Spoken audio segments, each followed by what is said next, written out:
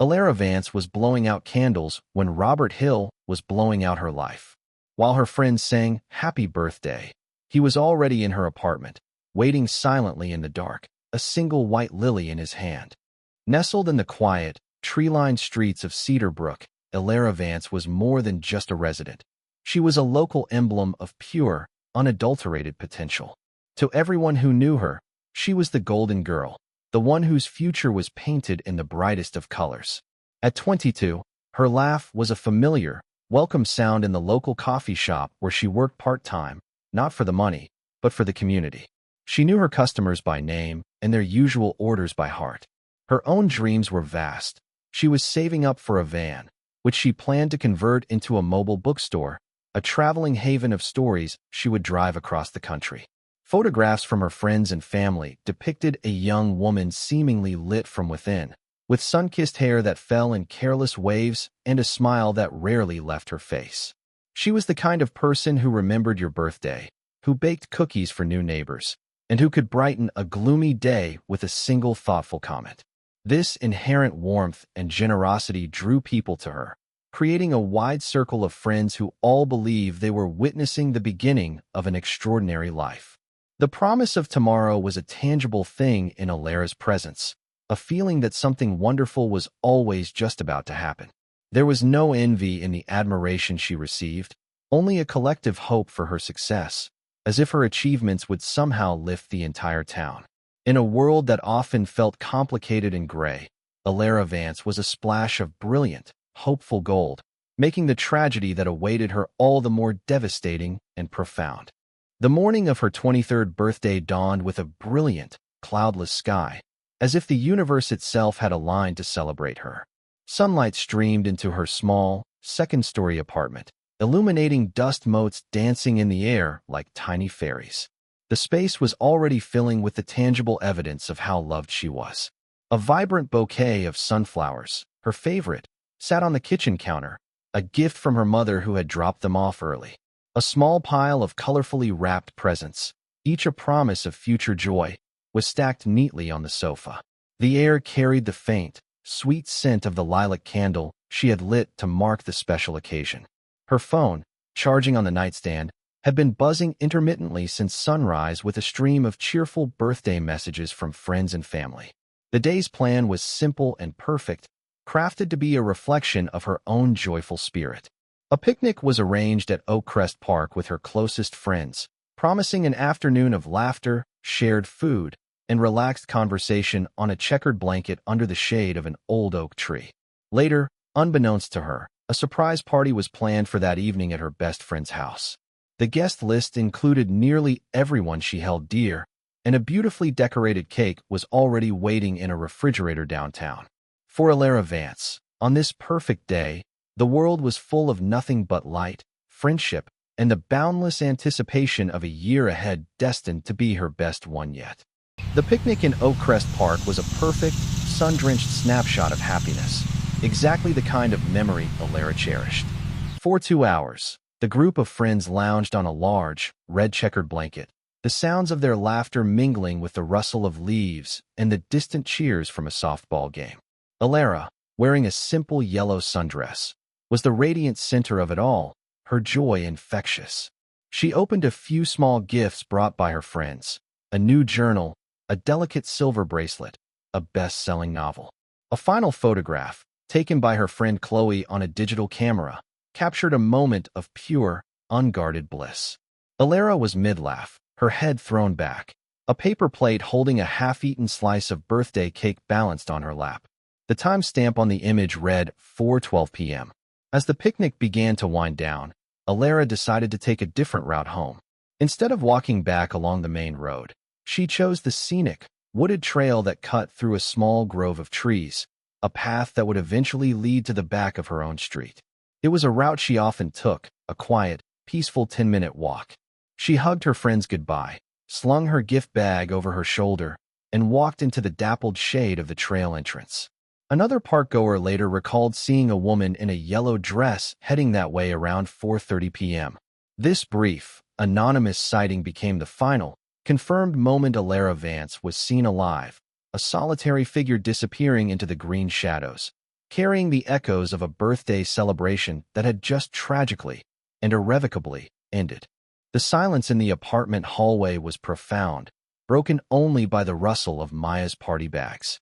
She was early, her heart fluttering with the giddy secret of the surprise party waiting downtown. She balanced a cardboard box filled with decorations in one arm and used her key, but the door swung inward at her touch, already unlocked.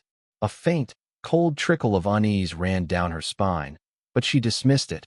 Maybe Elara had just popped out to the store. Stepping inside, the first thing she noticed was the stillness.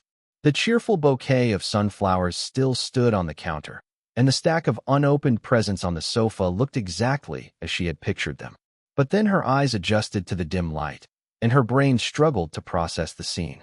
The lilac candle had been snuffed out. A few feet away, lying between the coffee table and the rug, was Elara. Her yellow sundress was a violent, shocking contrast to the horrific scene surrounding her. The festive atmosphere of the birthday decorations now seemed like a cruel, mocking joke.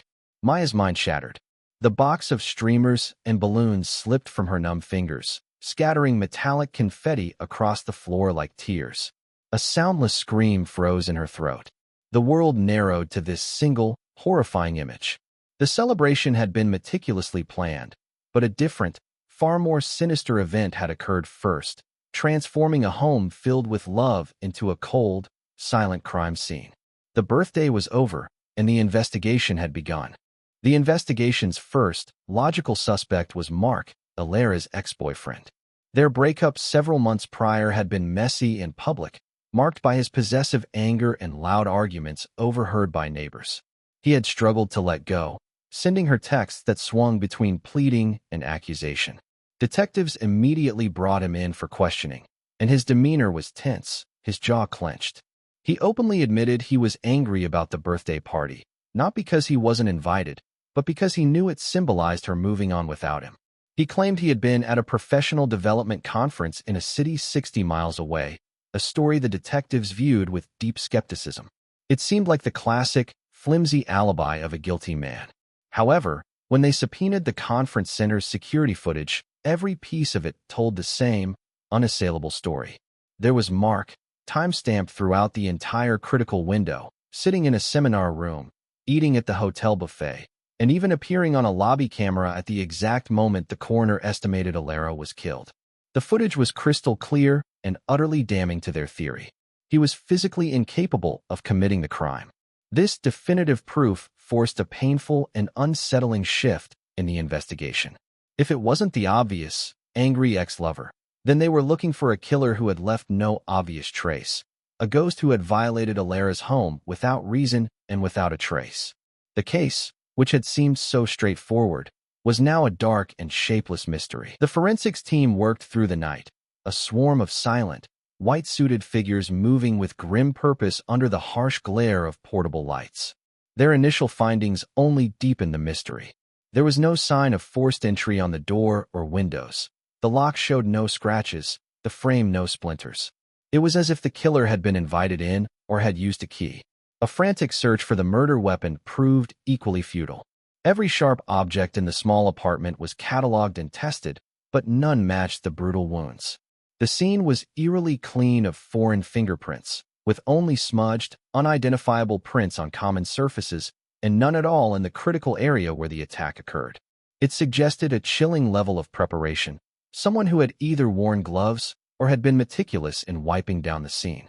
Amidst this frustrating lack of evidence, one item stood out in stark, perplexing contrast.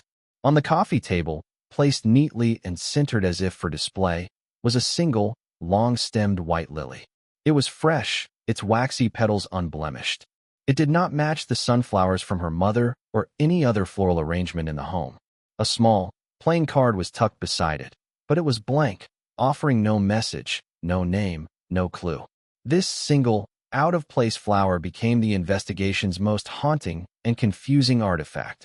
It was a deliberate gesture, a signature, but one that pointed to a motive and a mind the police could not yet begin to comprehend. The news of Elara's murder spread through Cedar Brook like a poison, transforming the quiet town into a place of palpable fear. The initial shock, a collective gasp of disbelief, quickly curdled into a deep-seated anxiety that settled over the community. Porch lights that were once turned off at bedtime now burned through the night. Doors were double-checked, and deadbolts, previously unused, were slid firmly into place with a definitive thud that echoed the new sense of dread. Parents no longer let their children play unsupervised in their own yards, and the popular wooded trail where Elara was last seen became a place to be avoided, its once inviting shade now feeling like a cloak for unseen threats. In the local diner and at the grocery store, conversations were hushed, revolving around the same, unanswerable questions. How could this happen here? Who could have done it? The police had no answers to give, no suspect to name, and this vacuum of information was filled with 1,000 terrifying rumors. The killer was a random drifter. The killer was someone they all knew. The killer was still among them, watching and waiting. The case, which had started with such a violent, public eruption, grew cold with a quiet, suffocating speed. Leads dried up, tips went nowhere, and the once intensive police presence gradually dwindled, leaving behind a community haunted by the ghost of a golden girl and the terrifying, unresolved shadow of a murderer who had vanished into thin air.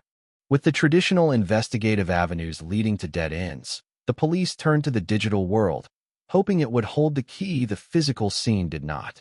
A digital forensics expert was brought in to conduct a deep and thorough examination of Elara's online life.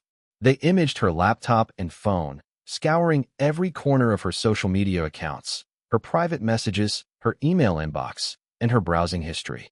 The picture that emerged was exactly as her friends and family had described: a bright, positive, and entirely normal young woman.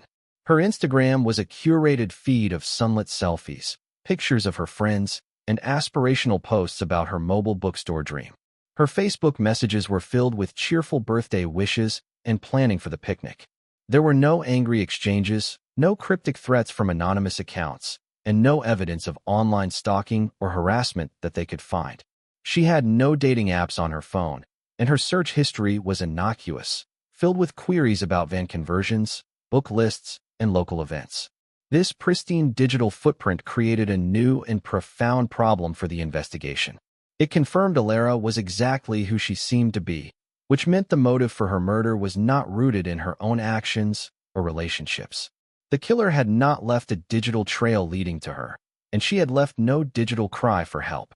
Her online life, a perfect mirror of her real one, offered no shadows for a predator to hide in, forcing detectives to consider a far more terrifying possibility: that she had been selected at random, her vibrant online presence nothing more than a tragic coincidence. The case file sat on Detective Eva Rostova's desk, a heavy, silent testament to failure. It had been weeks, and the official review was a formality, a step before relegating Elara Vance's murder to the cold case archives.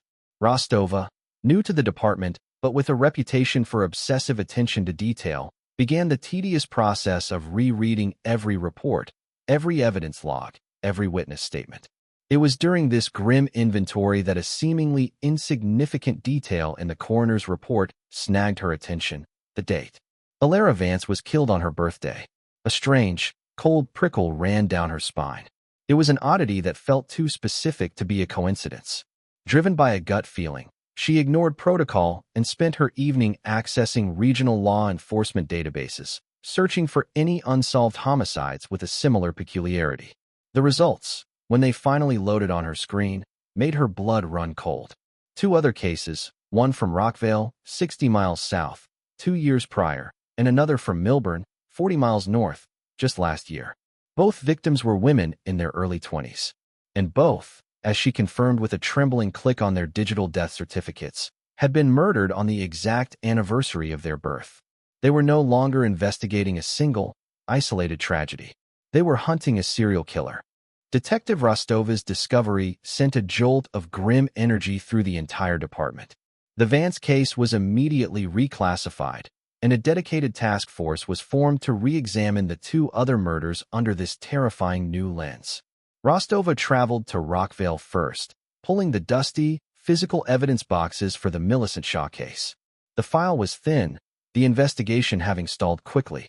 As she sifted through the plastic bags containing the victim's personal effects, a wallet, a keychain, a shattered phone. Her focus was absolute. Then, in a log sheet detailing the recovery of items from the forest floor where Millicent's body was found, she saw it. Listed between a fallen oak leaf and a piece of gray gravel was a single, desiccated floral petal.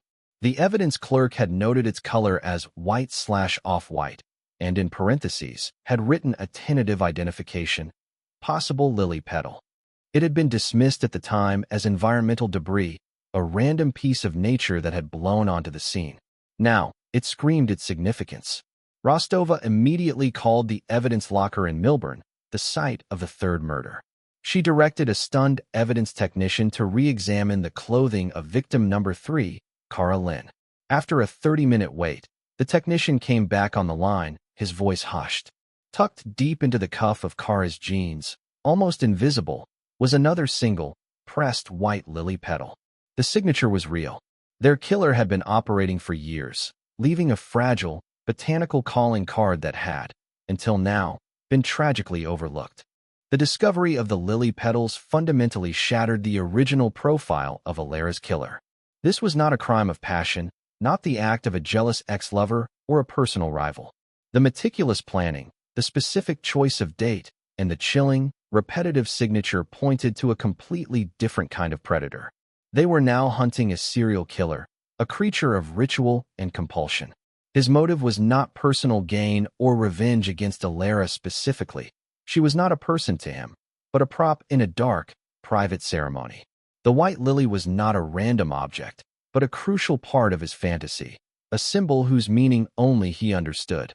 This realization expanded the investigation exponentially and made it infinitely more frightening. They were no longer looking for someone connected to Elara, but for a phantom who moved through society unseen, selecting women based on a criteria known only to him. He was organized, patient, and clever enough to leave behind no forensic evidence, suggesting a terrifying level of self-control and intelligence. The knowledge that such an individual had been operating with impunity for years, his pattern unnoticed, cast a long, cold shadow over the entire state. Every unsolved case involving a woman now had to be reevaluated, and every community within a 100-mile radius was potentially at risk. The hunt was no longer for a murderer, but for a monster. As the task force dove deeper into the 3 connected cases, a critical and puzzling divergence emerged. The first 2 victims, Millicent from Rockvale and Cara from Milburn, had led deliberately quiet lives, especially online. Millicent had no social media presence at all, and Cara maintained only a locked, private Facebook profile with a handful of friends. Their birthdays were not public information. Elara Vance, in stark contrast, was a digital native. Her Instagram was public, filled with hundreds of posts, and her birthday was proudly listed on her profile for all to see. This discrepancy created a crucial question. How did the killer know the birthdays of his first 2 victims if they weren't publicly celebrating them? He couldn't have relied on social media for all of them. This inconsistency was a crack in his pattern, and for investigators, it became a vital clue. It meant the killer had a different, more systematic method for finding his victims and confirming their special day. He wasn't just trolling public Instagram feeds. He was consulting a more definitive, more reliable source of personal data. This realization forced a significant shift in the investigation's focus, moving it away from the victim's social circles and toward the cold, impersonal databases that recorded the most fundamental facts of their existence. The killer was not just a hunter. He was a researcher. The task force now theorized the killer was using a source of information that was both comprehensive and legally accessible, a resource that wouldn't trigger alarms like a hacking attempt would. A detective proposed public records. Birth dates are meticulously recorded by the government from the moment a person is born, and this data, while protected in some contexts, is often accessible for certain official or commercial purposes. They began cross-referencing the 3 victims to see if their personal data had been queried from any common source in the months leading up to their murders. They subpoenaed access logs from a dozen different databases, including the state's Bureau of Vital Statistics, the Department of Motor Vehicles, and a large, regional voter registration system used by all 3 counties. The work was tedious, sifting through thousands of lines of data entries. Then, they found it. A specific user ID, registered to a county clerk's office, had run searches on all 3 women. The queries were for basic information: full name, address, and most importantly, date of birth. The searches were spaced out over the weeks preceding each murder. Because the user had a legitimate, work-related reason to access the system, their activity was logged but never flagged. The killer hadn't needed to stalk his victims in the real world or hack their private lives. He had simply looked them up, using the tools of the system itself to find them. He was hiding not in the shadows, but in plain sight, behind a desk. The user ID belonged to Robert Hill, a 54-year-old administrative clerk who had worked in the county records department for nearly 3 decades. To his colleagues, he was the definition of unremarkable, a quiet, balding man who kept to himself, did his work efficiently, and never caused any trouble. He was a ghost in the office, the kind of person you would pass in the hallway without a second glance. A discreet background check revealed no criminal record, not even a parking ticket. He lived alone in a small, well-kept bungalow on a street where neighbors mostly kept to themselves. When detectives conducted preliminary, informal interviews with those neighbors, they described him as polite but distant. He mowed his lawn on Saturdays, took his trash out on Tuesdays, and seemed to have no friends or family who ever visited. There was nothing in his outward life to suggest a capacity for violence, let alone the meticulously planned cruelty of the birthday murders. This ordinariness was his greatest camouflage. He was a man who had become functionally invisible, his bland exterior masking the monstrous compulsions that drove him. He didn't stand out, he didn't draw attention, and he used his position of minor bureaucratic trust not for personal gain, but to methodically select his victims from a sea of data, all while appearing to be the most harmless person imaginable. The task force moved quickly, obtaining a search warrant for Robert Hill's home based on the damning digital evidence from the records database. They approached the small, neat bungalow at dawn, the morning quiet broken only by the chirping of birds. Hill answered the door in a bathrobe, his expression one of confused annoyance rather than panic. He offered no resistance as the officers secured him. The interior of the house was as orderly and unassuming as the man himself, but when detectives opened the door to the basement, they were met with a sight that would haunt them for years. The concrete walls were not bare. They were covered, floor to ceiling, with a sprawling, macabre collage of photographs, printouts, and handwritten notes. Dozens of women's faces stared out, their names and dates of birth neatly printed on index cards beneath their pictures. It was a gallery of potential victims. In the center of this horrifying collection was a recent, enlarged photo of Elara Vance, cut from her own social media. A thick, red X had been drawn over her smiling face.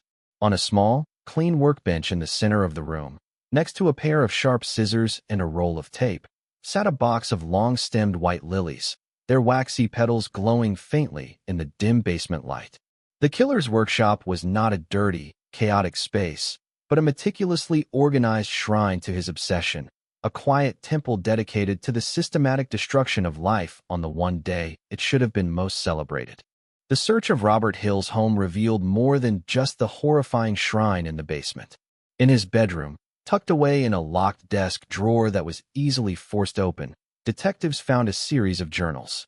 These were not the rambling, chaotic scrawls one might expect, but neat, methodical logs written in precise, small handwriting. The entries detailed his selection process, his observations of the women, and his chillingly detached descriptions of the murders themselves. But it was the motivation, buried in the earliest pages, that explained the incomprehensible. Robert Hill shared his birthday with his mother. She had died in childbirth, a fact he had discovered as a teenager in his own birth records. The journals revealed a psyche twisted by a profound and terrible guilt. He had internalized the belief that his own life was the direct cause of his mother's death. Every year, as his birthday approached, a deep-seated rage festered. He came to see other women celebrating their birthdays, their lives, as a personal insult. In his warped mind, they were being celebrated for simply existing, while his mother was punished for giving him life. His killings were a perverse form of retribution. By murdering them on their birthdays, he was, in his own distorted logic, restoring a balance, punishing them for the joy they experienced, a joy he felt his mother was brutally denied. He wasn't killing random women. He was killing his mother, over and over again. Robert Hill's methodology was a blueprint for the perfect, untraceable crime precisely because it was so impersonal. He had no connection whatsoever to his victims.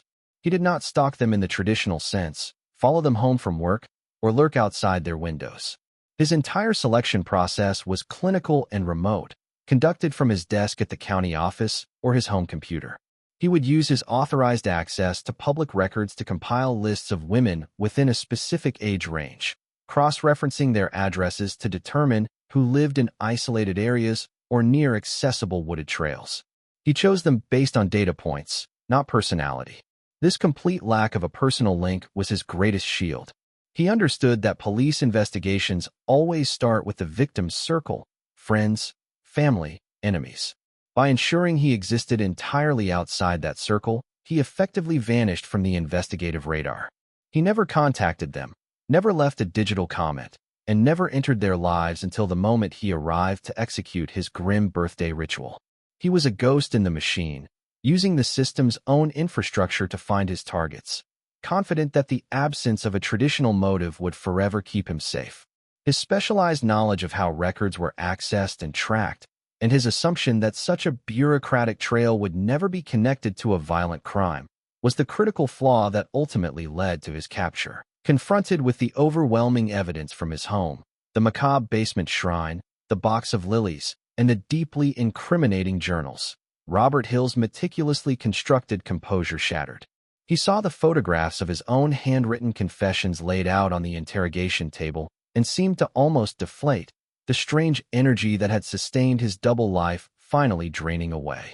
In a flat, emotionless monotone that chilled the detectives more than any outburst of rage could have, he began to talk. He confessed to the murders of Elara Vance, Millicent Shaw, and Cara Lynn, providing details only the killer could know. He described the feeling of walking behind Elara on the trail, the weight of the weapon in his hand, the precise placement of the lily on her coffee table. His recall was clinical, devoid of any remorse, as if he were reciting entries from a logbook. He was subsequently charged with 3 counts of first-degree murder and, after a swift legal process where his own confession was the centerpiece of the prosecution's case, was sentenced to life in prison without the possibility of parole. For the families of the victims, the conviction brought a painful and long overdue form of closure. The haunting question of who had finally been answered, but the why, remained a terrifying and unresolved echo in the minds of everyone who had worked on the case. The sentencing of Robert Hill brought a somber and complex form of resolution to the town of Cedar Brook and the other affected communities. There was no celebration, no sense of victory, only a profound and weary relief that the immediate threat had been neutralized.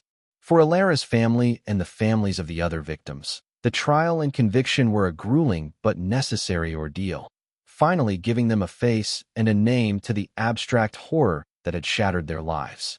They could now visit grave sites without the agonizing uncertainty of a killer walking free. The town slowly began the long process of healing. Porch lights were eventually turned off, and children's voices were heard again in backyards.